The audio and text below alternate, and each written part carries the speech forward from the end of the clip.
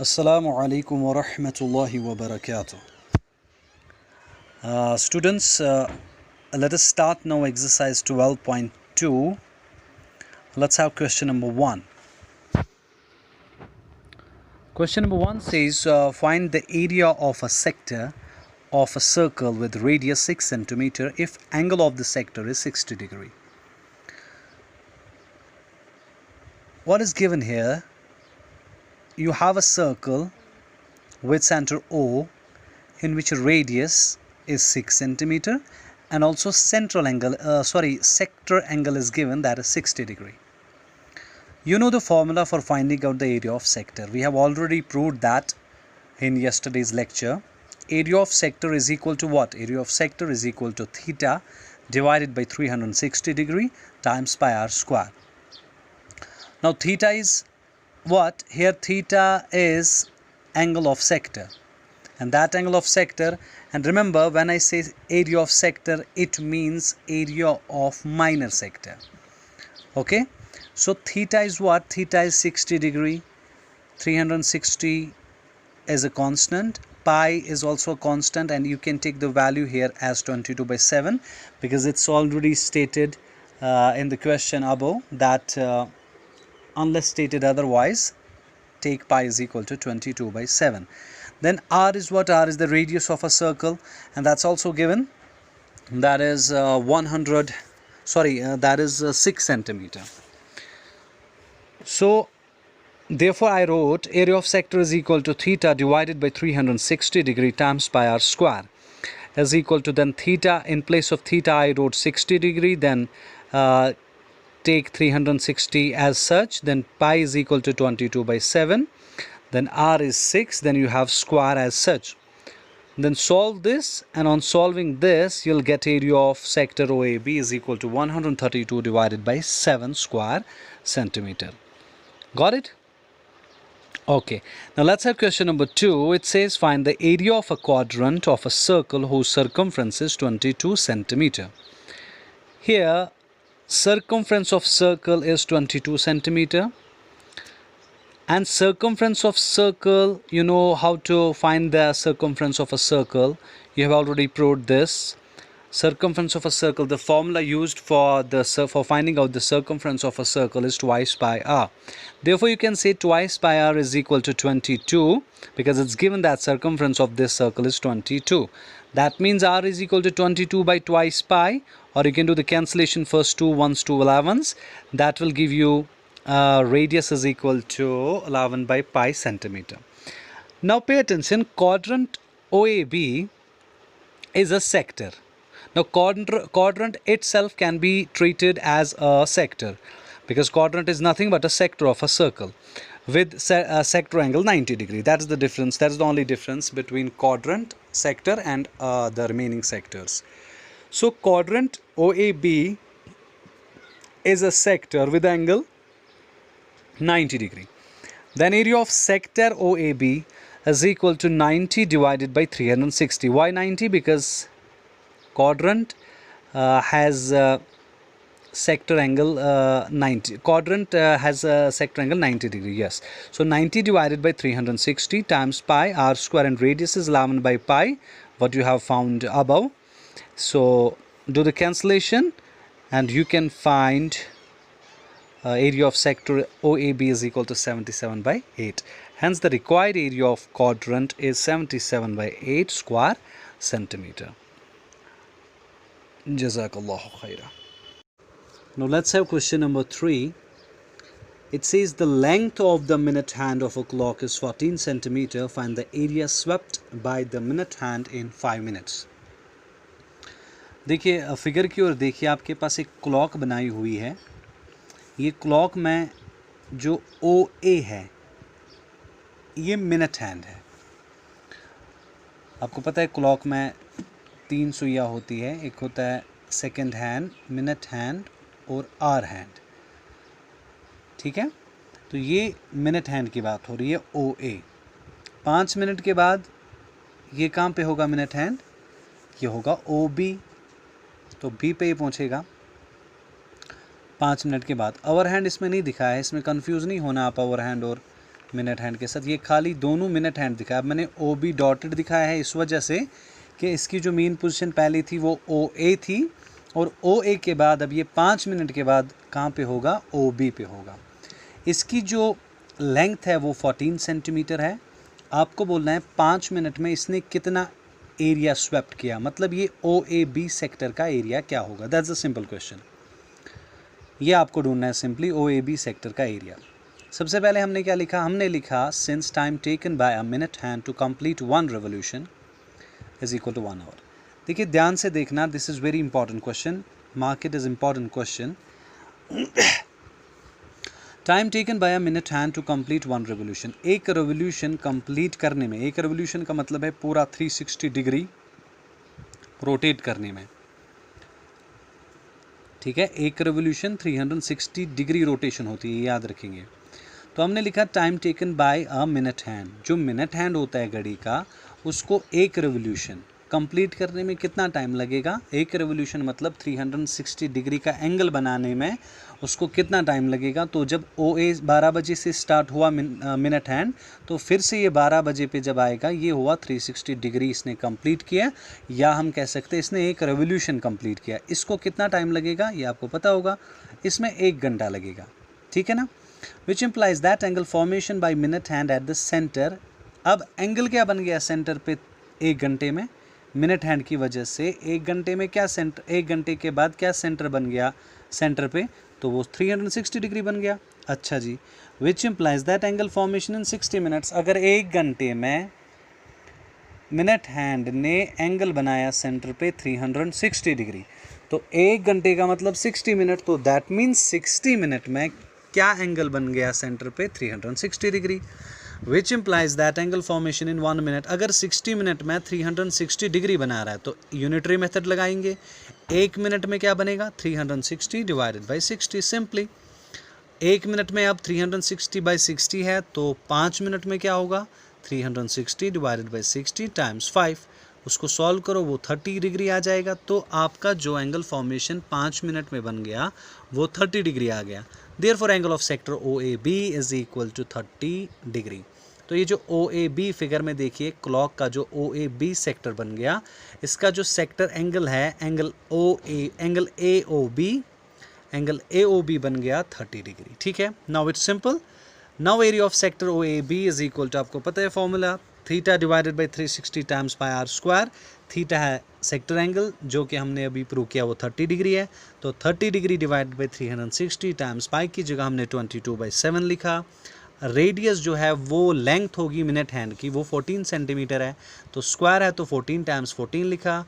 इसमें हमने कैंसिलेशन की, 30 डिग्री और 360 में 0 0 कैंसिल, फिर 3 1s 3 12 36, और इस 12 को हमने 22 के साथ किया, 2 6 2 11s। यहाँ से इस नीचे वाला दूसरी टर्म का जो 7 है, 7 1 7 2s, ठीक है जी। तो वो 2 1s और 2 3s करा, तो यहाँ पे आ गया 11 टाइम्स 14। 11 टाइम्स 14 होता है 154 divided by 3। Hence the required area swept by the minute hand in 5 minutes is 154 divided by 3 square centimeters. Jazakallahu khaira. Now students, let's have question number 4. It says a chord of a circle of radius 10 centimeter subtends a right angle at the center.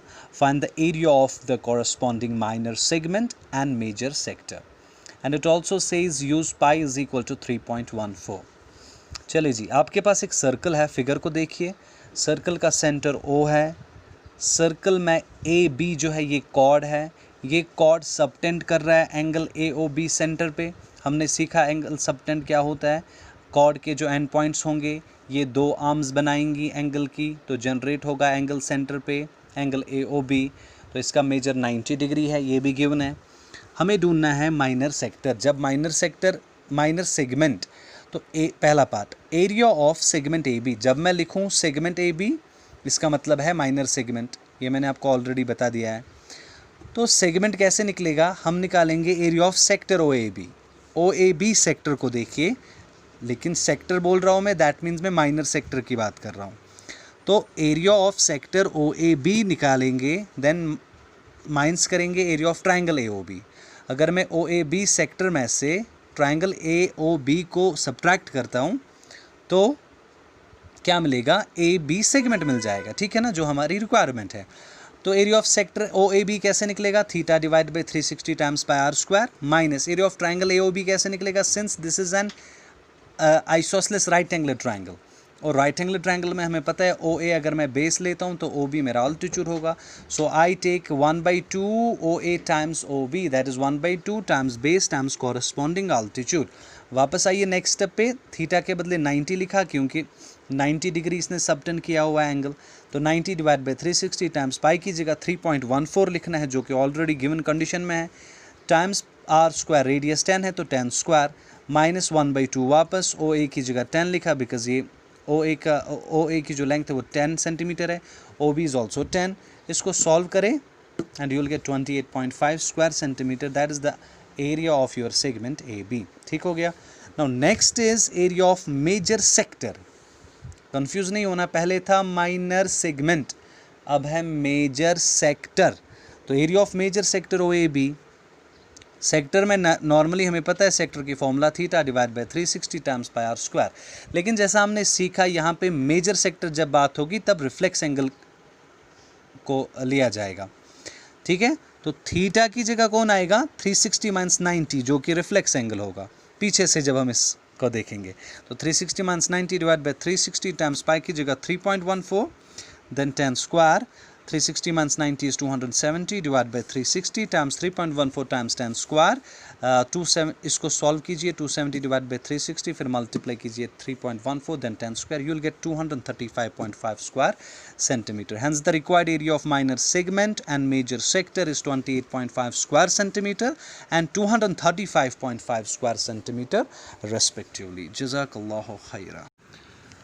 Now let's have question number 5.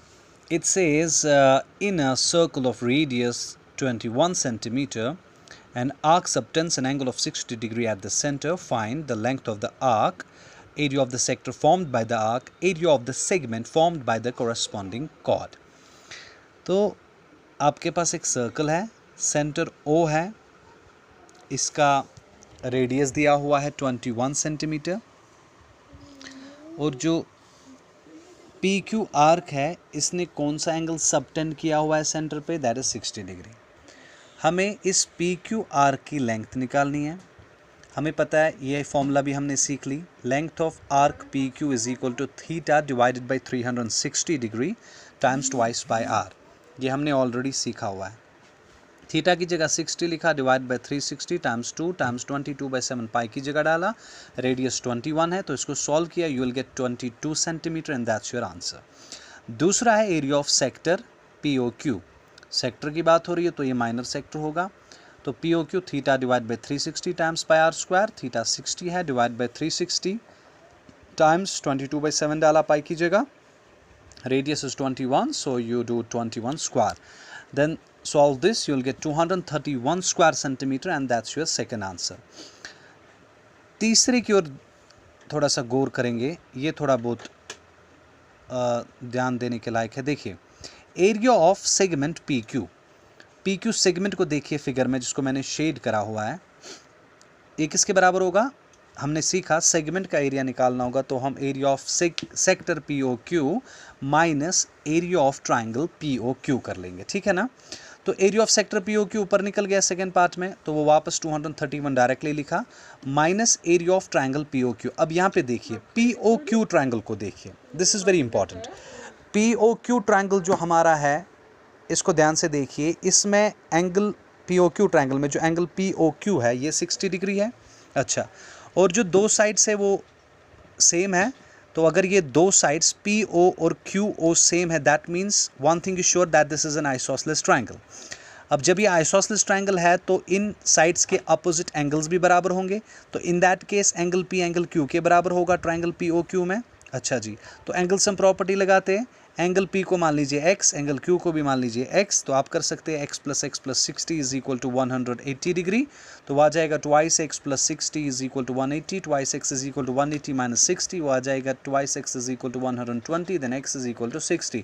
That means ये p भी 60 है और q भी 60 है, What does that mean? It means this isosceles triangle is an equilateral triangle as well. ये equilateral triangle होगा. तो अगर ये equilateral triangle है, हमने पहले क्या किया, हमने इसमें हेरॉन्स फॉर्मूला लगा दी. एरिया तीनों साइड अब हमें पता है, दैट मीन्स पी क्यू भी अब 21 सेंटीमीटर होगा. तो हम हेरॉन्स फॉर्मूला यूज़ करेंगे.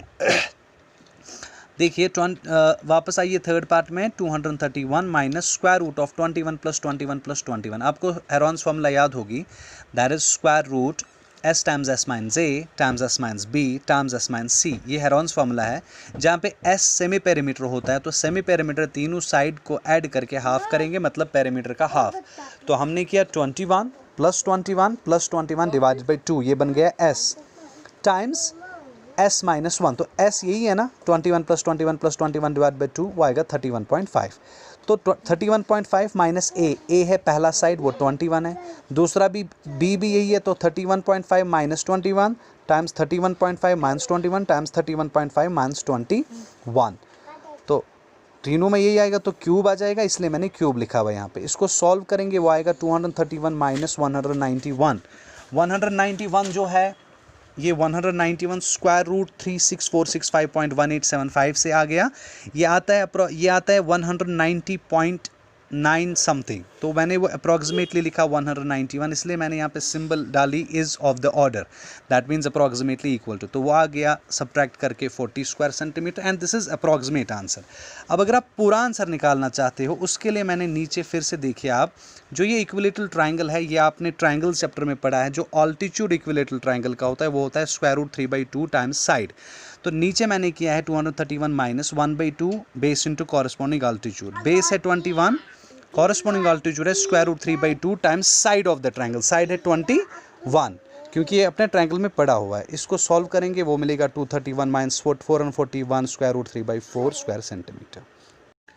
Assalamu alaikum wa rahmatullahi wa barakatuh. Now students, we have question number 6. It says a chord of a circle of radius 15 centimeters subtends an angle 60 degree at the center. Find the areas of the corresponding minor and major segments of the circle. And there is also a note that use pi is equal to 3.14 and square root 3 is equal to 1.73. It means that when you need to put values to the pi, you should put in 3.14, and in calculations, if somewhere you get square root of 3, you should put value for square root of 3 as 1.73. Now look at the figure. This figure is a circle with center O, with the radius being 15 centimeter. And AB is a chord, and it's given that this chord AB subtends an angle of 60 degree at the center. Therefore, angle AOB is equal to 60 degree. Okay? Look at the solution now. We wrote here area of segment AB because we are about to find the area of segment. So, area of segment, you know, it can be found by calculating the area of sector OAB, then subtract area of triangle AOB from that sector. Therefore, I wrote area of segment AB is equal to area of sector OAB minus area of triangle AOB.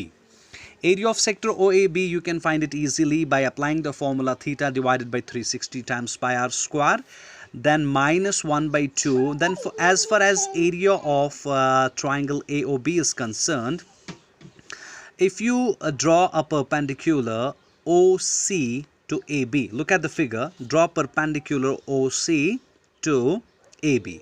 Now in that case, since angle AOB is equal to 60 degree and the remaining two angles, angle A and angle B of triangle AOB are unknown, but we know one thing, that since this is an isosceles triangle with OA is equal to OB, therefore for isosceles triangle, and if you take angle OAB as X and angle OBA as X as well. Why?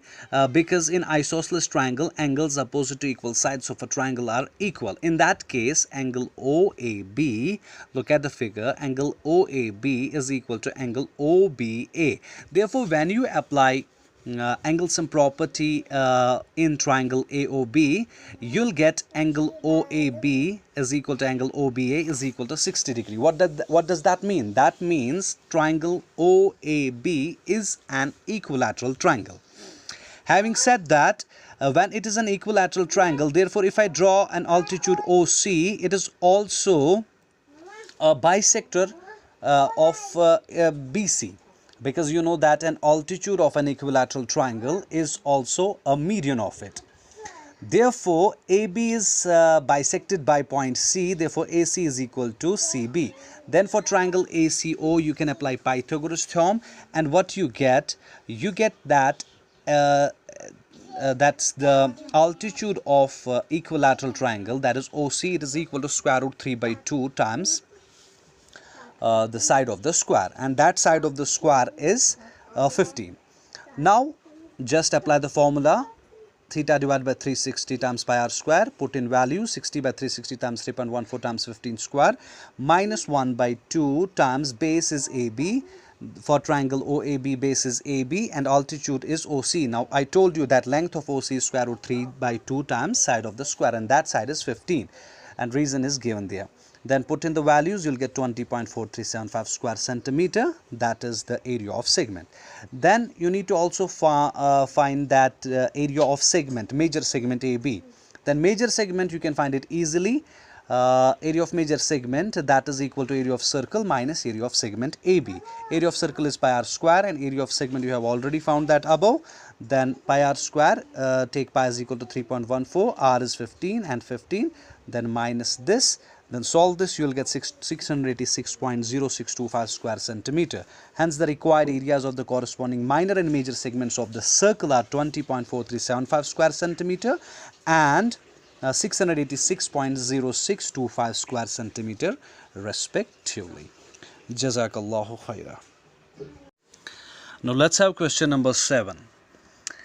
Question says a chord of a circle of radius 12 cm subtends an angle 120 degree at the center. Find the area of the corresponding segment of the circle. Use pi is equal to 3.14 and square root 3 is equal to 1.73. देखिए बेटा, इसमें आपको cord circle का दिया हुआ है, figure की ओर देखिए, सर्कल बना हुआ है with centre O, AB chord है इसका, रेडियस OA और OB है जो है 12 सेंटीमीटर. ये कॉर्ड AB सबटेंड कर रहा है angle 120 degree at the centre. अब आपको बिल्कुल बखूबी जानते हो आप कि एंगल सबटेंडेड किसे कहते हैं. तो AB ने सबटेंड किया एंगल 120 डिग्री सेंटर पे. हमें ढूंढना है कॉरस्पॉन्डिंग सेगमेंट का एरिया. जो मैंने शेड किया हुआ है सेगमेंट, इसका हमें एरिया ढूंढना है. बहुत ही इंपॉर्टेंट क्वेश्चन है. This is very very very important question. It is often asked in examinations. So ध्यान से सुनेंगे. सबसे पहले हमने लिखा since triangle AOB is an isosceles triangle. अब देखिए OAB जो है ये isosceles triangle है ना. AOB it's an isosceles triangle. Why? Because OA is equal to OB, दो साइड बराबर है तो ये isosceles triangle है. With OA is equal to OB is equal to 12 centimeter. Draw OM perpendicular to AB. फिर हम OM हमने एक perpendicular डाला AB पे. OM आप देख सकते हो ये परपेंडिकुलर हमने ड्रॉ किया. This is a construction. अगर ऐसा हमने किया then OM bisects angle AOB. क्यों? तो OM बाइसेक्ट कर रहा है एंगल AOB को. क्यों बाइसेक्ट कर रहा है? As an altitude of an isosceles triangle is also its angle bisector. जो आइसोसेलेस ट्रायंगल का आल्टीट्यूड होता है वो उसका एंगल बाइसेक्टर भी होता है जहां से वो जनरेट होगा जिस वर्टेक्स से. So that means therefore angle AOM is equal to angle BOM is equal to 60 degree. ठीक है ना. अगर एंगल बाइसेक्टर है तो एंगल AOM BOM के बराबर होगा जो कि 60 होगा, क्योंकि पूरा एंगल AOB 120 डिग्री है तो AOM होगा 60, BOM भी होगा 60.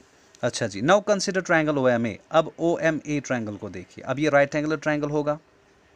OMA नीचे मैंने बनाया हुआ है OMA ट्रायंगल, इसको मैंने अलग से लिया हुआ है. इसमें जो आपका एंगल O है वो 60 डिग्री है और OA जो है वो 12 सेंटीमीटर है. तो हमने क्या लिखा, अब इसमें आप cos 60 डिग्री को फाइंड कीजिए. Because I want basically OM, मुझे OM चाहिए. और हमने ये सम एप्लीकेशंस टू ट्राइगोनोमेट्री में सीखा. अगर आपके पास डिजायर्ड एंगल दिया हुआ है और एक साइड दिया हुआ है, अननोन वाला साइड दिया हुआ है, एक साइड दिया हुआ है और जो अननोन वाला साइड है उनको हम कंसिडर करेंगे गिवन साइड और अननोन साइड को, तो जिससे हमें अननोन साइड निकल जाता है। तो हमने cos 60 यूज़ किया, cos 60 you know very well that is curly black here, so base for 60 degrees OM and hypotenuse is OA. Therefore I wrote cos 60 is equal to OM by OA. cos 60 का value 1/2, OM वापस OA 12 होता है, इसको solve कीजिए, ये निकलेगा OM is equal to 6 centimetre. अब इसी ट्रायंगल में sin 60 भी निकालिए, तो sin 60 होगा AM by OA is equal to square root 3, which implies that sin 60 होता है square root 3/2 is equal to AM by OA है 12। ठीक है, इसको भी सॉल्व करेंगे तो AM निकलेगा 6 times square root 3 centimetre. Now AB जो है ये ट्वाइस AM है, क्यों? दूसरा रीज़न, जो आल्टीट्यूड आइसोसेलेस ट्रायंगल का होता है वो उसका मीडियन भी होता है, तो रीज़न साइड में लिखा हुआ है, तो AM जो है वो ट्वाइस AM लिख सकते हैं, AB जो है वो ट्वाइस AM लिख सकते हैं, तो AB वापस 2 वापस AM की जगह 6 रूट 3 जो ऊपर आया, तो ये बन गया AB 12 square root 3। Therefore area of segment AB जो हमें ढूंढना है, सेगमेंट AB का एरिया, वो बराबर होगा area of sector OAB minus area of triangle AOB जो हमने पिछले क्वेश्चंस में देखा। तो एरिया ऑफ सेक्टर की फॉर्मूला लगाई जो मैंने एरो में यहाँ से दिखाई है, theta divide by 360 times pi are square. Theta है उसका 120 डिग्री जो सबटेंड किया है पहले ही कॉर्ड ने एंगल, तो पाई की जगह 3.14 डाला, 12 स्क्वायर वापस लिखा। एरिया ऑफ ट्रायंगल में जब आएंगे तो 1/2 टाइम्स AB हमने बेस ली और कॉरस्पॉन्डिंग ऑल्टीट्यूड रहा OM। ठीक है, यहाँ से इसको सॉल्व किया 120 बाई 360 टाइम्स 3.14 टाइम्स 12 स्क्वायर, या आया 150.72 माइनस 1/2 टाइम्स 12 रूट 3, आपको AB ऊपर आ गया है और OM की जगह 6 AB हमने ऊपर फाइंड किया है, इसको सॉल्व करेंगे so you get 88.44 square centimetre. Hence the required area, जो हमें एरिया ढूंढना था इस शेडेड रीजन का, वो होगा 88.44 square centimetre. Jazakallahu khaira. Let's have question number 8. A horse is tied to a peg at one corner of a square-shaped grass field of side 15 meter by means of a 5 meter long rope. Find the area of that part of the field in which the horse can graze. Number 2, the increase in the grazing area if the rope were 10 meter long instead of 5 meter. Again use pi is equal to 3.14. Figure की ओर देखिए, question कह रहा है ABCD एक square field है। Square field मतलब इसके चारों साइड इक्वल होंगे और वो है 15 मीटर। तो AB is equal to BC is equal to CD is equal to DA is equal to 15 metre. ठीक है, अब पॉइंट A जो है एक कॉर्नर पे, वो हमने लिया मान लीजिए पॉइंट A पे एक पैग लगा हुआ है। पैग मीन्स वो एक सिलेंड्रिकल वुडन सपोर्ट होता है जिसके साथ हम किसी चीज़ को बांध के रखते हैं, उसको हम पैग कहते हैं इंग्लिश में। ठीक है, so it's just like a support. तो इस पैग के साथ हम एक हॉर्स को बांध के रखते हैं। ठीक है, तो पॉइंट A पे पैग लगा हुआ है और EFR को देखिए, A से लेकर हॉर्स पॉइंट जहाँ मैंने हॉर्स मार्क किया हुआ है, ये हॉर्स है। ये हॉर्स कहाँ से कहाँ तक जा सकता है? मैक्सिमम, ये मैक्सिमम जो है कितना एरिया ग्रेज कर सकता है। ग्रेज मतलब ये कितने एरिया में चर सकता है, खा सकता है मतलब। ठीक है, तो वो एरिया होगा area of sector EAF sector को देखिए, क्योंकि EF आर्क जो है ये इसका मैक्सिमम लिमिट है हॉर्स का। इस EF आर्क के बाहर ये नहीं निकल सकता है, क्योंकि जब एक पॉइंट पे जो पैग है, एक पॉइंट पे कोई चीज़ बंधी हुई होगी बाय सम रोप, अगर उसको हम घुमाने की कोशिश करेंगे सो आपको एक सर्कल बनता जाएगा, सर्कल के बाहर आप नहीं निकलेंगे। तो यहाँ पे वो आर्क हमारी है EF, तो इस EF के बाहर हॉर्स तो जा नहीं सकता है। अब EF के अंदर अंदर ये पूरा ग्रेज कर सकता है, तो मैक्सिमम एरिया जो ये ग्रेज कर सकता है वो होगा एरिया ऑफ सेक्टर EAF। ठीक है, तो इसी एरिया ऑफ सेक्टर EAF को हमने निकाला, theta divide by 360 times pi are square. वो आपको फॉर्मूला पता है। थीटा की जगह हमने 90 लिखा, क्यों? अब देखिए, जो A से लेकर हॉर्स तक 5 मीटर मैंने दिखाया है, ये रोप है आपकी। यही रोप चलते चलते चलते चलते जब AE पहुंचेगी तो यही लेंथ होगी, तो AE रेडियस बन गया, ए से लेकर हॉर्स तक रेडियस है 5 मीटर और ए से एफ तक ये भी रेडियस है इस सेक्टर का, ठीक है। तो हमने लिखा अब जो ये सर्कल है, सॉरी स्क्वायर है, स्क्वायर का जो ये एंगल ए है इसका मेजरमेंट 90 डिग्री होगा, आपको ये पता है that the measure of an interior angle of a square is 90 degree। तो हमने कहा 90 डिवाइडेड बाई 360 टाइम्स पाई की जगह 90 हमने इसलिए थीटा डाला क्योंकि जो एंगल ए है ये 90 डिग्री है, यही आपका सेक्टर का एंगल होगा। 90 डिवाइडेड बाई 360 टाइम्स 3.14 पाई की जगह और रेडियस 5 है क्योंकि जो रोप की लेंथ है वो 5 मीटर है। तो स्क्वायर किया, इसको सॉल्व किया, so you got 19.625 square metre. दूसरी पार्ट में कह रहा है कि अगर आपने रोप को 5 मीटर की जगह 10 मीटर रखा, रोप की लेंथ बढ़ाई, अब बताइए जो इंक्रीज होगा ग्रेजिंग एरिया में वो कितना होगा, कितना अब बड़ा इसके लिए, हॉर्स के लिए अब एरिया कितना बड़ा ग्रेज करने के लिए। हम पहले पूरा वो जो जी एच आर्क को देखिए जो मैंने डॉटेड दिखाई है, ये जी एच आर्क जो है ये कौन सा सेक्टर बनाएगी स्क्वायर के साथ, वो बनाएगी जी ए एच। तो सेक्टर जी ए एच को पहले हम फाइंड करेंगे, theta divide by 360 times pi are square, theta same है, पाई की जगह 3.14 लिखा, आर अब 10 बन गया क्योंकि रोप की जो लेंथ है वो बढ़ गई और रोप आपका रेडियस है, तो वो निकला 78.5 स्क्वायर मीटर। अब इंक्रीज कितना हुआ, Therefore, the increase in grazing area is area of sector GAH minus area of sector EF। जो हमने अब GAH निकाला उसको सब्ट्रैक्ट करेंगे जो पुराना वाला जो इसका था EAF, उसको जब सब्ट्रैक्ट करेंगे तो वहाँ क्या मिलेगा, वही मिलेगा कि इसके ग्रेजिंग एरिया में कितना इंक्रीमेंट हुआ, ठीक है। तो वो आएगा एरिया ऑफ GAH हमें निकला है 78.5 ऊपर, माइनस किया जो पहले पार्ट में हमने फाइंड किया 19.625, तो सब्ट्रैक्ट करके you got 58.875 square meter, hence the required areas are 19.625 and 58.875 square meter respectively. Let's have question number 9 now. A brooch is made with silver wire in the form of a circle with diameter 35 mm. The wire is also used in making 5 diameters which divide the circle into 10 equal sectors as shown in the figure. Find the total length of the silver wire required and the area of each sector of the brooch. Figure को देखिए, broach होता है ये वो एक मान लीजिए ornamental pin जैसी एक होती है जो आप अपने कपड़ों पे लगाते हैं या टाई के साथ कभी लगाया जाता है, उसी को हम ब्रोच कहते हैं। इस पर कभी कोई सिंबल बनाई होती है या कोई डिज़ाइन बनाया हुआ होता है। यहाँ पे हमने ये ब्रोच जो है सर्कुलर शेप का बनाया और ये बनाया किससे, सिल्वर वायर से बनाया। तो ये पूरा सर्कल हमने सिल्वर वायर से बनाया और बीच में ये हमने जो डायमीटर्स डाले हैं ये 5 डायमीटर्स डाले हैं। अब देखिए बीच में जो डायमीटर्स सेंटर से पास हो रहे हैं ये 5 डायमीटर्स हमने डाले, ये भी हमने इसी सिल्वर वायर से डाले। तो इन 5 डायमीटर्स ने क्या किया, इन्होंने इस सर्कल को डिवाइड किया 10 इक्वल सेक्टर्स में।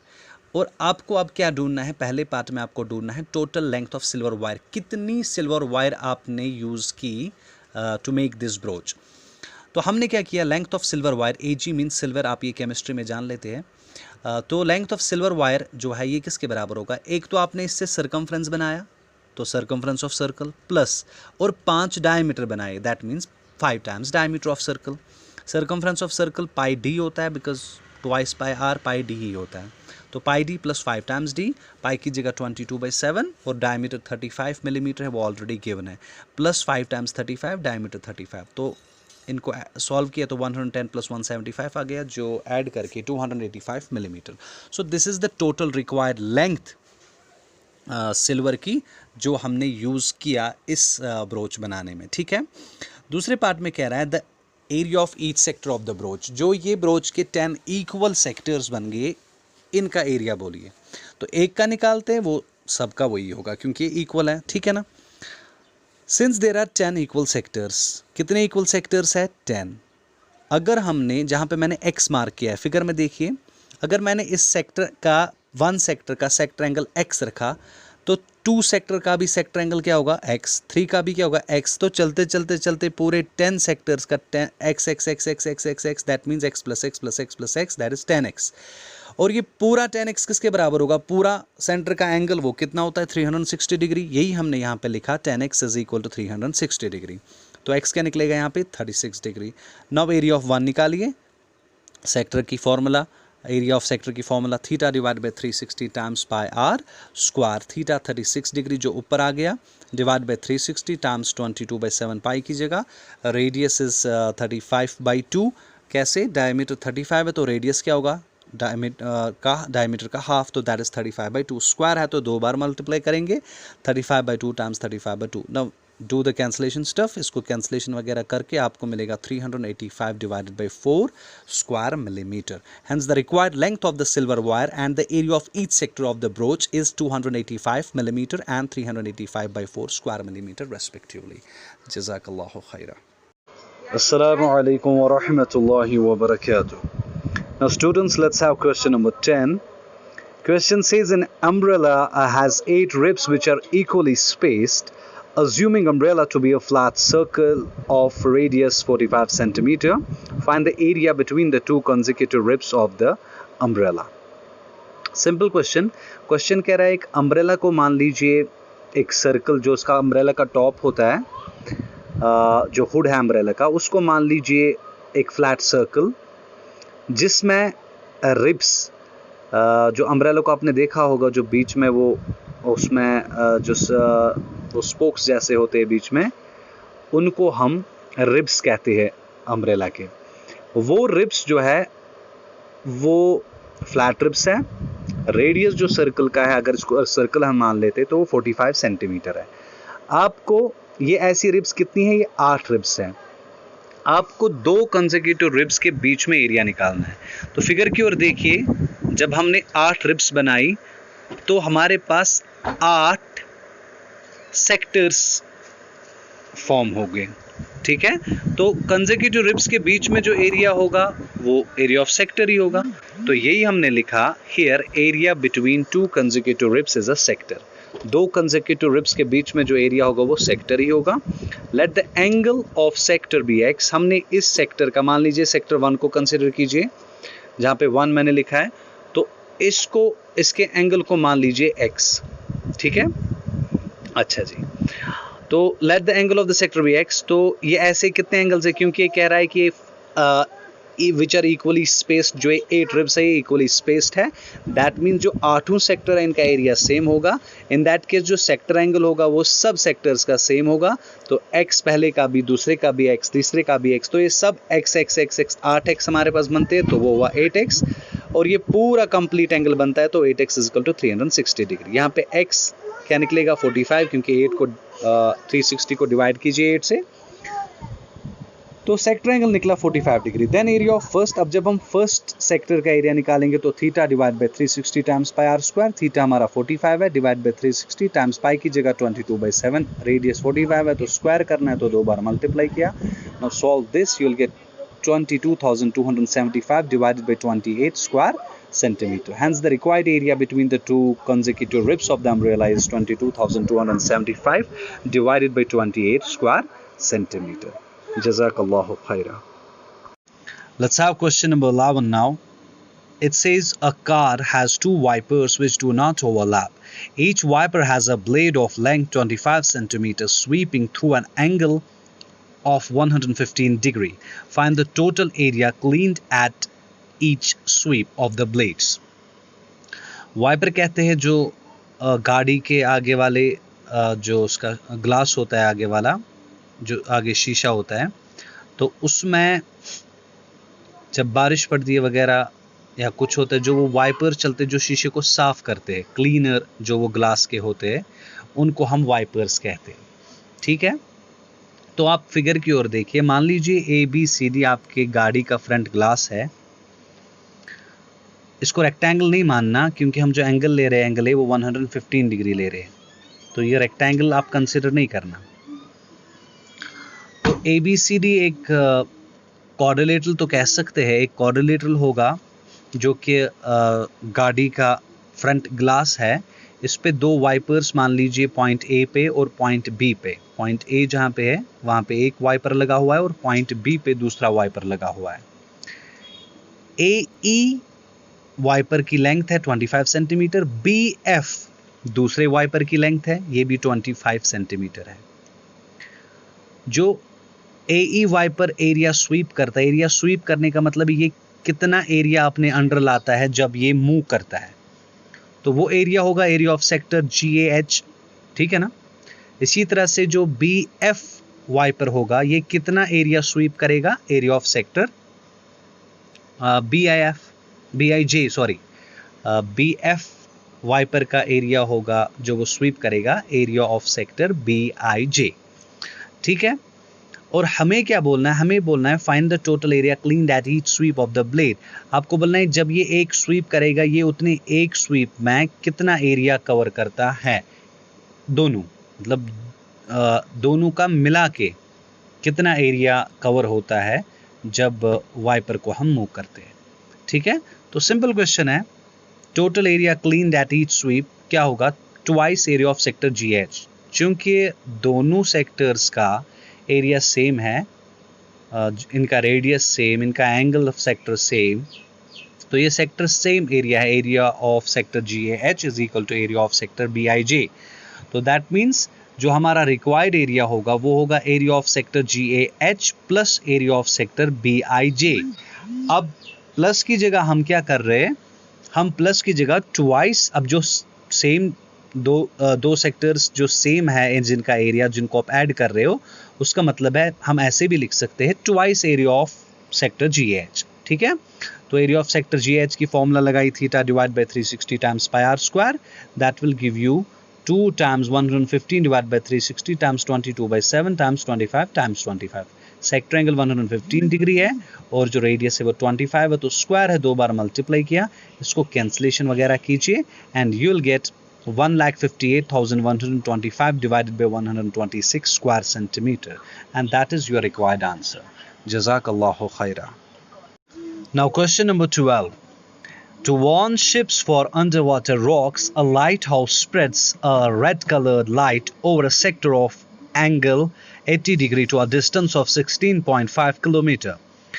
Find the area of the sea over which the ships are warned. Note use pi is equal to 3.14. Point O को देखिए फिगर में, पॉइंट A का मतलब है पॉइंट O जो है ये मान लीजिए लाइट का सोर्स है जहां से लाइट निकल रही है, और लाइट जब फ्लैश हो रही है ये सी पे फ्लैश हो रही है, ये दिखाने जो शिप्स है, शिप्स को अंडर वाटर रॉक्स जो पानी के नीचे रॉक्स होते हैं, बड़े बड़े पत्थर होते हैं, शिप्स को उनसे टक्कर होने से बचने के लिए ये लाइट डाली जाती है एक लाइट हाउस से, जो कि पॉइंट O से जनरेट होती है और ये निकलती है एज सेक्टर AOB। ये पूरी स्प्रेड होती है सेक्टर AOB पे, इतना एरिया ये कवर कर लेती है लाइट, जिसका जो सेक्टर एंगल है वो 80 डिग्री है, और कितनी दूर डिस्टेंस ये जाती है वो है 16.5 किलोमीटर। अब OB भी 16.5, OA भी 16.5, और ये जो आर्क है इस पूरे पे ये 5 किलोमीटर होगा, 16.5 किलोमीटर। सो दैट मीन्स ये जो आपका 16.5 है ये आपके सेक्टर का रेडियस बन गया। दैट्स इट, इतना ही है। तो आपको क्या करना है, आपको इस सेक्टर का एरिया निकालना है। तो हमने लिखा here area of sector AOB is equal to theta divide by 360 times pi are square. Theta 80 है, 360 वापस रखा, पाई की जगह 3.14 लिखना है, क्वेश्चन ऊपर कह रहा है नोट में। रेडियस 16.5 है, स्क्वायर है तो 2 बार मल्टीप्लाई किया, इसको सॉल्व कीजिए, यू गेट 189.97 स्क्वायर किलोमीटर। यही आपका रिक्वायर्ड एरिया है। जज़ाकल्लाहु Khaira. Question number 13. A round table cover has 6 equal designs as shown in the figure. If the radius of the cover is 28 centimeter, find the cost of making the designs at the rate of rupees 0.35 per square centimeter. Use square root of 3 is equal to 1.7. Now see, question says that you have a circle and this circle is actually a table cover. ये जो circle है ये table cover एक है जो हमने figure में बनाया हुआ है सर्कल, ये एक टेबल कवर है जो कि सर्कुलर शेप का है, ठीक है। अच्छा जी, तो इसमें रेडियस जो है वो 28 सेंटीमीटर है, तो हमने OA को 28 सेंटीमीटर दिखाया, ये इस सर्कल का रेडियस है। आपको जो मैंने शेडेड पोर्शन इसमें दिखाया है, जो ये सेगमेंट्स 6 बन रहे हैं, जो पूरा शेडेड मैंने दिखाया है, इसका एरिया आपको निकालना है। ये एक डिज़ाइन बना हुआ है इस टेबल कवर पे। इस डिज़ाइन को आपको बोलना है कितना कॉस्ट आया इसको बनाने में। किस हिसाब से? अगर 1 स्क्वायर मीटर की रेट जो है वो 0.35 रुपीज़ है, तो आप बताइए इस पूरे डिज़ाइन का कॉस्ट क्या होगा। दैट मीन्स हमें इन 6 सेगमेंट्स का एरिया निकालना है, और ये जो 6 डिज़ाइंस है ये इक्वल डिज़ाइंस है। दैट मीन्स अगर हम एक सेगमेंट का एरिया निकालेंगे, उसको मल्टीप्लाइड बाय 6 करेंगे, तो वो हमारा पूरा एरिया इन 6 डिज़ाइंस का आ जाएगा। हमने क्या बोला? Late the angle of sector AOB sector को देखिए फिगर में। AOB सेक्टर का जो एंगल है वो मैंने x रखा।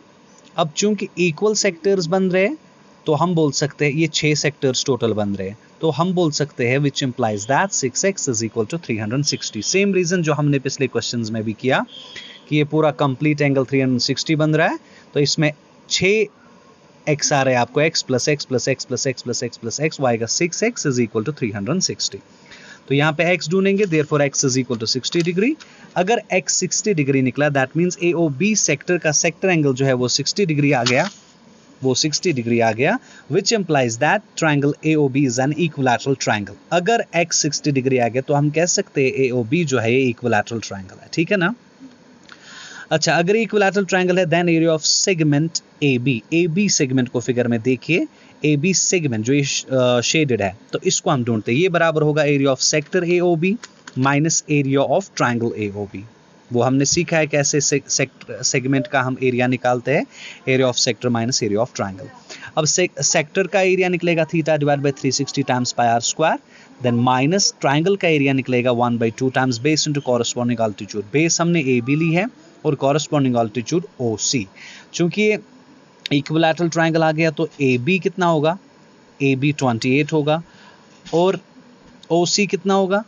हमने सीखा, पहले यहाँ देखिए, थीटा की जगह 60 लिखा, 360 वापस, पाई की जगह 22/7, आर की जगह 28, तो स्क्वायर है 2 बार मल्टीप्लाई किया, फिर माइनस है 1/2 वापस। AB 28 है क्योंकि इक्विलैटरल ट्रायंगल है, तो तीनों साइड 28 होंगे। OA और OB जो है वो रेडियस है, और AB भी इन्हीं के बराबर होगा इक्विलैटरल ट्रायंगल की वजह से। फिर बचा OC है आल्टीट्यूड ऑफ इक्विलैटरल ट्रायंगल। हमें पता है आल्टीट्यूड ऑफ इक्विलैटरल ट्रायंगल जो है वो बराबर होता है √3/2 times the side of the equilateral triangle. तो वही साइड जो है 28 है, तो हमने लिखा √3/2 टाइम्स 28। ऊपर नोट में लिखा हुआ है क्वेश्चन में, यूज √3 इज इक्वल टू 1.7। जो √3 का वैल्यू देंगे वो देना 1.7। तो उस पूरे को सॉल्व करो, you will gate 77.46 bar square centimetre. ये तो हुआ एक डिजाइन का एरिया। ऐसे ही 6 डिजाइन हमारे पास है, तो हमने बोला therefore area of 6 such designs और segments is equal to 77.46 bar times 6। इसको मल्टीप्लाई करेंगे तो you will get 464.79 bar square centimeter. अब पूरे 6 सेगमेंट्स का एरिया जो है वो 464.79 बार है। Now cost of making design पर स्क्वायर सेंटीमीटर, एक स्क्वायर सेंटीमीटर बनाने में जो कॉस्ट लगता है वो 0.35 रुपीज़ है। तो जितने हमारे पास है 464.79 बार, उसमें कितना कॉस्ट आएगा? 464.79 बार times 0.35, which is approximately equal to 162.68 rupees. Hence the required cost is rupees 162.68. ये 0.69999 आता है, तो आप राउंड ऑफ में वो 0.68 लिख सकते हैं। That's your answer. Jazakallahu khaira. Now the last question, question number 14 of this exercise. Take the correct answer in the following. Area of a sector of angle P in degrees of a circle with radius R is. Option first, P by 180 times twice pi R. Option B, P by 180 times pi R square. Option C, P by 360 times twice pi R. And option D, P by 720 times twice pi R square. It says that if you find an area of a sector, and if you take the angle of the sector as P, and but naturally it's in degrees, and if you take the radius R as capital R, then what is the area of a sector?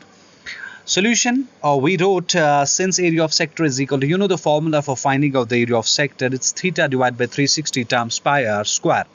Now for theta is equal to P and small r is equal to capital R, area of sector is equal to P divided by 360. Now replace theta by P and replace small r by capital R. You get P divided by 360 times pi r square. Now multiply and divide 2 to this expression. What you get? You get P divided by 360 times pi r square times 2 by 2. Then multiply the numerator with numerator and denominator with denominator. In that case, you get P divided by 720 because 360 times 2 is equal to 720. P divided by 720. Then you can multiply 2 with pi r square because multiplication is associative. You can multiply 2 with either P or pi r square. In that case, you get P divided by 720 times twice pi r square. Therefore, D is the correct choice, hence justified. Jazakallahu khaira.